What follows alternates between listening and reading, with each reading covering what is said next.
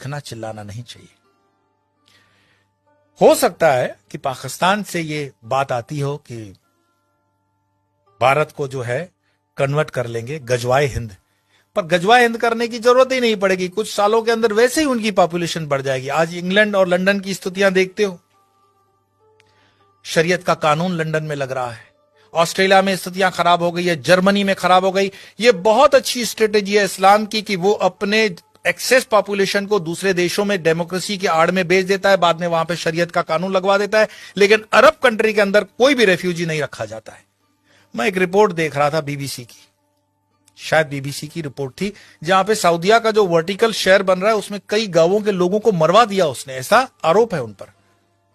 तो वहां तो मस्जिदें हटाने में भी वो सोचते नहीं है, और यहां पर हिंदू भीख मांग रहा है कि जरा मुझे कृष्ण का मंदिर दे देना, जरा मुझे ये मंदिर दे देना।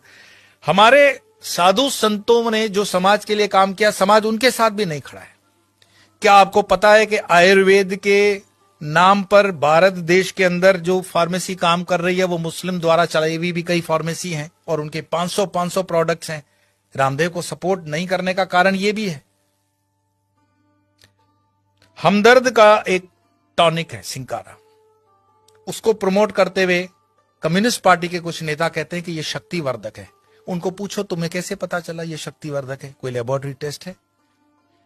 एलोपैथी के कंपैरिजन में जो रामदेव बाबा को कहा गया था कोरोना के कंपैरिजन में, वो चीजें सब पर लागू होनी चाहिए। क्या आपको पता है सोनू निगम जैसा कलाकार जो पिछले कई सालों से फिल्म इंडस्ट्री के अंदर बेहतरीन आवाज दे रहा है, उसने जब खुले से कहा कि इस अजान के कारण मुझे तकलीफ होती है, इंडस्ट्री में उसको काम मिलना कम हो गया, क्योंकि बॉलीवुड की इंडस्ट्री आज भी इस्लामिक फंडामेंटलिस्टों द्वारा डोमिनेट है।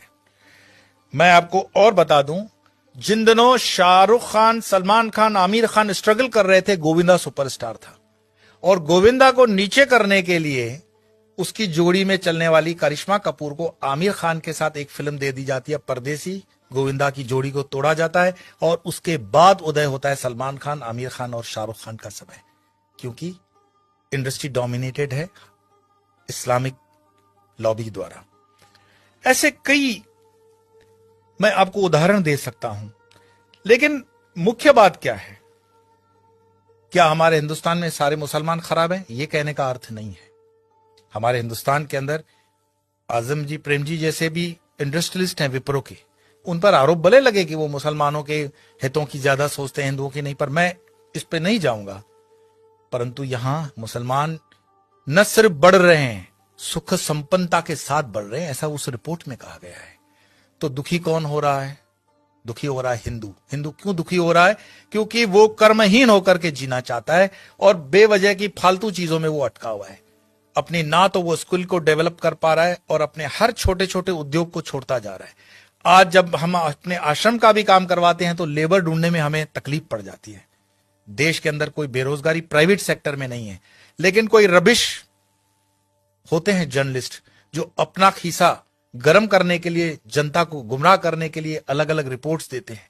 देश के अंदर आज भी उतना ही रोजगार है, अगर युवान ठान ले तो बहुत कुछ कर सकता है, लेकिन जो आप जगह खाली करते हो वो दूसरा आता है। गुजरात के हाईवेज पे एक पूरी होटल्स की चेन है, वो चेन चलाते हैं चेलियास कम्युनिटी के लोग। चेलियास मुस्लिम कम्युनिटी है, और उनकी इतनी यूनियन होती है कि उसमें दूसरा कोई होटल नहीं खोल सकता हिंदू। मैं पूरे गुजरात हाईवे की बात कर रहा हूं, नेशनल हाईवे नंबर 8। साल में सिर्फ 2-3 दिन ये होटलें बंद होती हैं। आपकी ताकत नहीं है कि इस इलाके में कुछ काम कर सको, और उनके होटलों के नाम जो रखे जाते हैं इतने मिसगाइडिंग होते हैं कि आपको पता भी न पड़े कि ये हिंदू की है कि मुस्लिम की है। होटल का नाम होता है भारत, नव Gujarat, Tulsi, Kabir, Jai Hind, Sarvodaya, dine in, dine out. किसको पता पड़ रहा है ये इस्लामिक माइंडसेट की होटल है? लेकिन सारे ट्रक ड्राइवर जानते हैं ये अपने वाले की है, लेकिन हिंदू को इतना बुद्धि नहीं होता कि ये किस होटल में जा रहा है, क्या खा रहा है, क्योंकि जीवन भर हमने हलाल खाने के लिए ही ठेका ले रखा है।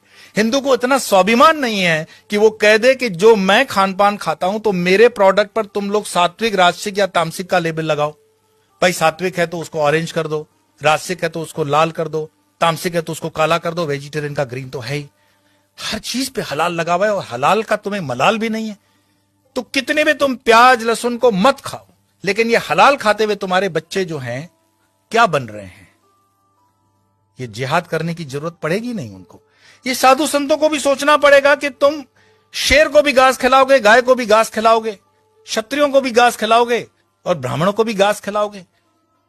हमने खान पान को बदल करके पूरे डीएनए सिस्टम को बदलने का पाप किया है, और जब इस पाप की हम ठीक से बैलेंस नहीं करते हैं तब तक इस पॉपुलेशन को ठीक करना बड़ा मुश्किल होगा।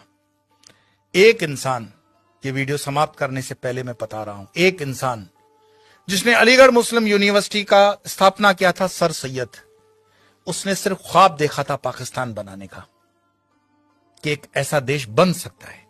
एक टाइपराइटर और एक इंसान जिन्ना, जिसने देश बनाकर दिखा दिया, और यह चीज इतिहास के अंदर दर्ज है। क्या पता ओवैसी जो कह रहा हो उसको हम सीरियसली नहीं ले रहे हैं। अगर शाहबानू केस कोर्ट का इधर उधर हो सकता है तो राम मंदिर का केस भी राहुल गांधी तो बोले थे कि हम कर देंगे, ऐसा उन पर आरोप है, प्रमोद जी ने लगाया था। हिंदुओं को जागना पड़ेगा। कोई शंकराचार्य फिर से आए ना आए इसकी कोई गारंटी नहीं है। शंकराचार्य जी की जयंती मनाने से सिर्फ इतना ही मैसेज मिलता है, उत्तिष्ठ जागृत प्राप्य वरानी बत, उठो जागो, अपनी जवाबदारी लो। कब तक दूसरों के कंधों पे रहोगे कि ये तुम्हारी जवाबदारी लेगा? और धर्म का काम चेतना जगाना है। बाकी ये मेरा वीडियो मरे हुए लोगों के लिए तो है नहीं, चैतन्य लोगों के लिए। और चैतन्य जो सुन रहे हैं उनको लगता है कि आगे 2-4 चैतन्य तो फॉरवर्ड कर देना, और मरे हुए लोगों को वीडियो देखने के लिए मैं कोई आग्रह करता ही नहीं हूं। आपके भीतर आपका सनातन जागे, भारत जागे, हिंदुत्व जागे। इसी प्रार्थना के साथ इतना ही, कल फिर मिलेंगे।